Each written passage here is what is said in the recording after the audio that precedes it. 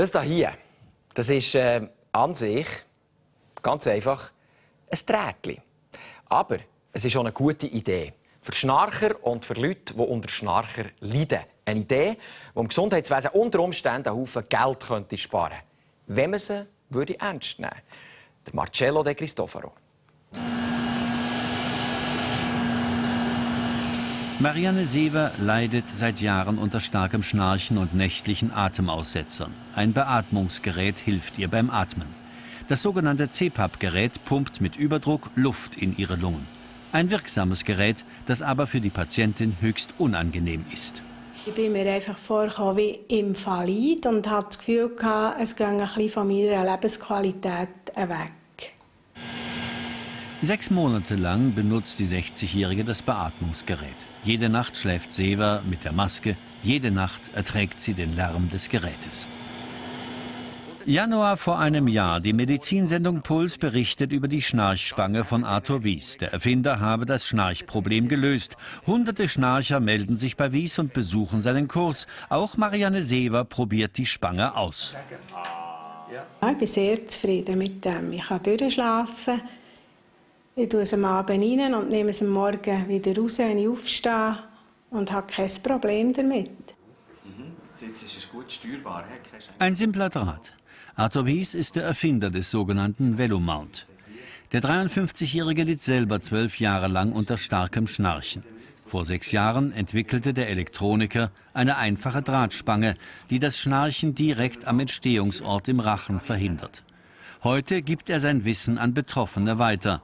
Ein Halbtageskurs kostet 360 Franken. Ein schwerer Schnarcher bin ich. Ich habe viele Atmungsaussetzer gemacht. Das hat mich völlig kaputt gemacht. Am Morgen hatte ich keine Tagesschläfrigkeit. Ich habe nachher eine Beratung gesucht beim Arzt, habe das Gaumensegel operieren. Das hat mir nichts gebracht. Dann habe ich ein CPAP-Gerät verschrieben bekommen, habe ein Zeitchen mit dem gelebt und hatte grosse Schwierigkeiten gehabt, weil ich viel in der Natur draussen bin und viel im Regenwald auf der Alp. Und dann hatte ich keinen Strom dort und dann habe ich angefangen zu experimentieren und bin eigentlich auf die Lösung gekommen. Arthur Wies ist kein Arzt. Trotzdem ist er überzeugt, seine Erfindung könne eine Alternativbehandlungsmethode von Schnarchen mit Atemaussetzern, dem Schlafapnoe-Syndrom, sein. Die bewegliche Spange im Rachen stabilisiert das Gaumensegel. Das Schnarchproblem mit leichten Atemaussetzern könne so gelöst werden. Der Lungen- und Schlafspezialist Werner Bauer ist einer der wenigen Fachärzte, die sich für das vielversprechende Gerät interessieren. Er behandelt Patienten, die das Gerät von Wies anwenden. Grundsätzlich bei Schnarchen kann ich sagen, kann man es mal ausprobieren. Bei Patienten mit Schlafapnoe-Syndrom ablehne ich das. Es sei denn, ein Patient sagt, er will jetzt das mal kontrolliert ausprobieren. Und da bin ich offen, wenn der Patient nicht schwer krank ist wegen seinem Schlafapnoe-Syndrom, sondern zum Beispiel ein leichtes Schlafapnoe-Syndrom hat, dann bin ich offen, dass man es ausprobiert. Erste Versuche sind vielversprechend. Die Sendung Puls ließ vor einem Jahr vom Kantonsspital St. Gallen 7 Anti-Schnarchmittel testen. Zum Beispiel eine Schnarchstoppuhr, eine Nasenspanner, das Anti-Schnarch-Spray, einen Schnarchschnuller und die Anti-Schnarchspange von Arthur Wies. Nach kurzer Zeit melden die Mikrofone laute Schnarchgeräusche. Nur einer schlief wirklich schnarchfrei, Arthur Wies mit seiner Eigenkonstruktion. Die Spange reduzierte sogar die gefährlichen Atemaussetzer. Am Anfang war das Interesse gross, das habe ich gemerkt. Aber dann plötzlich, als es konkret ist geworden, habe ich eine grosse Ablehnung gemerkt bei allen Bereichen der Medizin. Wies möchte mit der Lungenliga zusammenarbeiten und Mitglied werden. Doch die Lungenliga Bern lehnt sein Aufnahmegesuch ab. Die Begründung: Wies könne die Mitgliedschaft für Werbezwecke verwenden. Die Lungenliga Schweiz empfiehlt zudem allen kantonalen Ligen, nicht auf die Schnarchspange einzugehen. Auch die Schweizerische Gesellschaft für Pneumologie hat sich mit der Schnarchspange auseinandergesetzt. Eine Arbeitsgruppe empfiehlt die Anwendung der Schnarchspange ebenfalls nicht. Es fehle eine wissenschaftliche Studie. Nur die Aufgabe der Arbeitsgruppe ist es, neue technische Entwicklungen zu prüfen. Wies aber fühlt sich von ihr im Stich gelassen. Robert Thurnherr, Präsident der Arbeitsgruppe Schlafapnoe und Vorstandsmitglied der Lungenliga Thurgau, rechtfertigt das fehlende Engagement. Wir sind alle klinisch tätig, wir sind maximal eingespannt in einen klinischen Arbeitsbetrieb. Und wenn wir so etwas machen, ist das in unserer Freizeit.